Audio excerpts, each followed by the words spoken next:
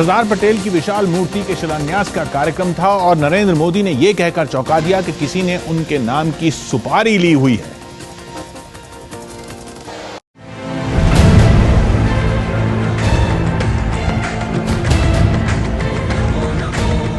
ये हैं वो तस्वीरें जहां नरेंद्र मोदी गुजरात के नर्मदा में देश के पहले गृह मंत्री सरदार पटेल की प्रतिमा की स्थापना का शिलान्यास करते नजर आ रहे हैं।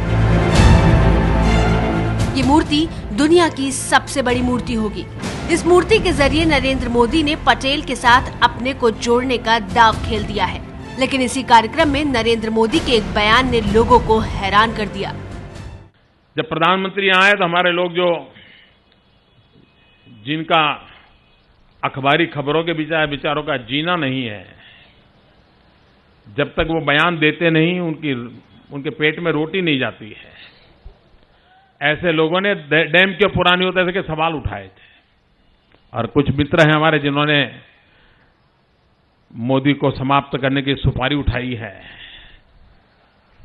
ये लोग पता नहीं क्या क्या गंद फैलाते रहते हैं। सुपारी लेना किस वक्त में इस शब्द का इस्तेमाल किया जाता था काम की जिम्मेदारी लेने के तौर पर, लेकिन आजकल इस शब्द का इस्तेमाल होता है अंडरवर्ल्ड द्वारा अपने दुश्मन को खत्म करने के काम की जिम्मेदारी लेने के तौर पर। और इसीलिए कांग्रेस का कहना है कि मोदी जिस पद के लिए दौड़ रहे हैं उन्हें ऐसे शब्द का इस्तेमाल नहीं करना चाहिए। जो मोदी जी ने वहां पर सुपारी लेने वाली जो बात कही है, या इससे पहले बिहार में उन्होंने जिस तरीके की बात कर दी कि इन सबको साफ कर दें, चुन चुन के साफ कर दें, तो यह भाषा देश के संभावित प्रधानमंत्री के मुंह से अच्छी नहीं लगती। और जो खुद बनना चाहते हैं प्रधानमंत्री और विपक्ष पार्टी के प्रधानमंत्री के उम्मीदवार हैं, उनको ये शोभा नहीं देती। लेकिन मोदी के बयान के बाद सवाल ये भी उठने लगे हैं कि मोदी कहना क्या चाहते हैं। क्या मोदी के इस बयान को पटना रैली के दौरान हुई साजिश से जोड़कर देखा जाना चाहिए? क्या मोदी को अपनी हत्या का डर सता रहा है? देखिए, जिस तरीके से, जिस मंच पे, जिस भाषा का इस्तेमाल करते हुए उन्होंने सुपारी की बात कही है, उसको देखते हुए तो मुझे लगता है कि उनके दिमाग में सबसे ऊपर राजनीतिक सुपारी की बात की कही होगी।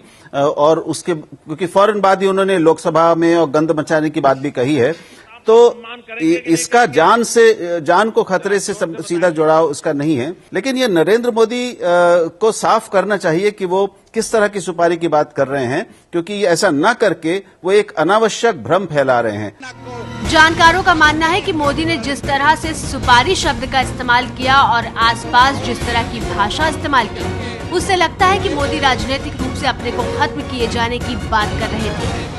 देखिए, नरेंद्र मोदी अभी भारतीय राजनीति के केंद्र बिंदु में हैं और पटना की घटना के बाद मुझे जैसा लगता है कि उन्हें कई स्रोतों से कुछ न कुछ इनपुट्स मिला होगा, जिसके आधार पर उन्होंने सार्वजनिक सभा में कहकर यह बताने की कोशिश की है कि उन्हें उनकी जानकारी में कुछ बातें आ चुकी हैं। देखिए, एक तरह से मैं इसे प्रिवेंटिव मेजर मानता हूँ। कोई व्यक्ति अपने जान के आधार पर भावनात्मक बात पैदा करे, मुझे ऐसा लगता नहीं है। नरेंद्र मोदी जी को अपनी लोकप्रियता बढ़ाने के लिए अब ऐसी बात करने की आवश्यकता नहीं है।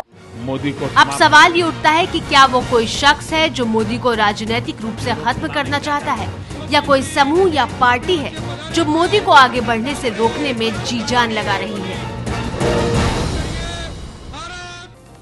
क्योंकि हकीकत है कि नरेंद्र मोदी के दुश्मन तो हैं और दुश्मन बढ़ भी रहे हैं।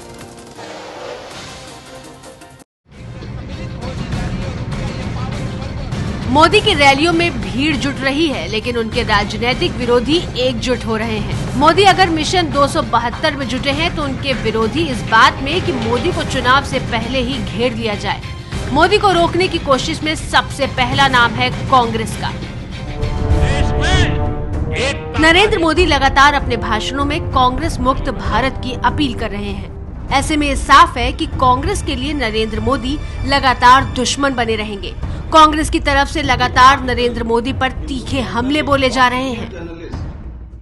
सांप्रदायिक बनाम धर्मनिरपेक्ष ताकतों की नहीं है, पर आज लड़ाई उससे बढ़कर जो एक बहुत ही फासिसी प्रवृत्ति है, उसके खिलाफ हो गई है कि न इतिहास का ज्ञान, न भूगोल का ध्यान, न मर्यादा का भान, ऊपर से लेकर के नीचे तक केवल अभिमान ही अभिमान। जो सामान्य ज्ञान होना चाहिए वो तक नहीं है। अब उन्हें अगर भारतीय जनता पार्टी भी प्रधानमंत्री बनाना चाहती है तो जनता के सामने है। दिग्विजय सिंह के अलावा नीतीश कुमार वो शख्स हैं जो मोदी पर तीखे हमले कर रहे हैं। नीतीश कुमार की अगुवाई में जेडीयू एनडीए से अलग हो गया। अब भी नीतीश कुमार मोदी के विरोध का झंडा उठाए हुए हैं।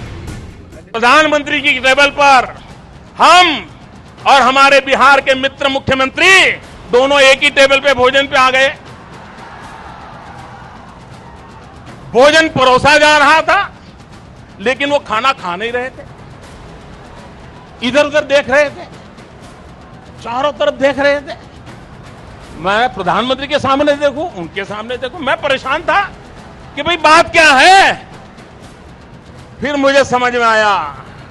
मैंने मेरे मित्र को कहा, अरे भाई चिंता मत करो, कोई कैमरे वाला नहीं है, खा लो। एक झूठी कथा भी कही गई। प्रधानमंत्री के किसी भोज के किसी टेबल पर हम और वो आमने सामने कभी नहीं बैठे। ये बनावटी है, वैसे ही हवा जैसे बनावटी है, कुदरत की हवा नहीं है, ब्लोअर से दी जाने वाली हवा है।